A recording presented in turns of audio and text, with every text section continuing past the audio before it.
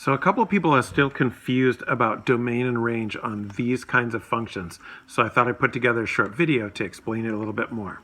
So the thing to know is domain is always the x, range is always the y.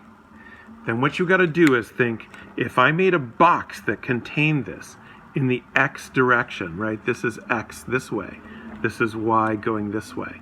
So if I think of that x-axis and say, where do we begin and end on that x-axis? So in the x direction is this way. Where does that function begin and end? Okay, so the numbers are hard to read, but it looks like that's -5, and it looks like this one's 7. Okay, so what you have to put in between them, in between the -5 and the 7, you have to put less than or equal to. That's how you say that, less than or equal to. Because it's domain, we're going to put x, and then less than or equal to. Okay, so the domain is -5 is less than or equal to x is less than or equal to 7, because the function starts at -5 and ends at 7 on the x-axis, right? -5 and 7 on the x-axis. Okay, and then for range is the y, so we're going to look at it this way. How am I going to contain it this way? How am I going to make a box around it? Here and here, that's the beginning and the end.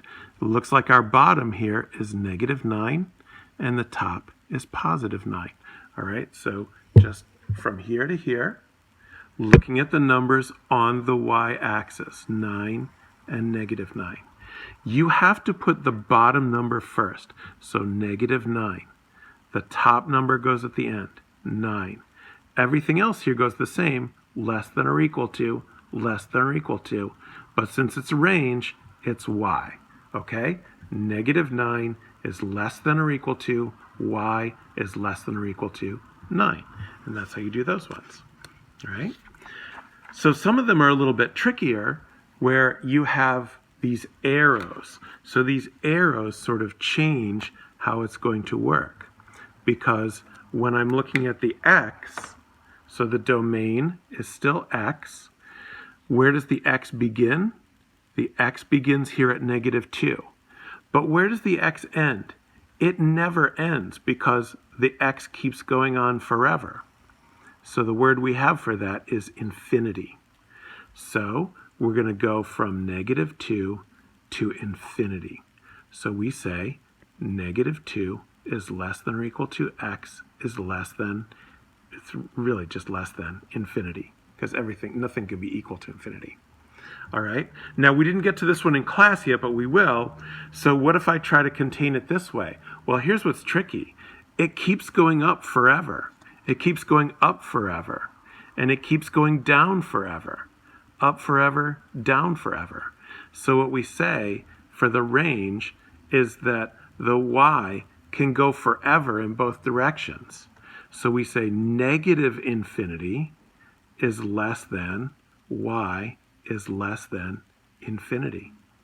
So that's how that works, right? Let's look at number 21 as well. We're going to do this in class, but where do the x's begin and end? Because of the arrow, it has no beginning and no end. It goes forever to the left and forever to the right. So what that means, and that's in the x direction, so what that means is that the x is from -infinity to infinity, right? -infinity to infinity, less than, less than. But what about the y's? This one does not keep going up forever. These y's are all trapped between these two numbers.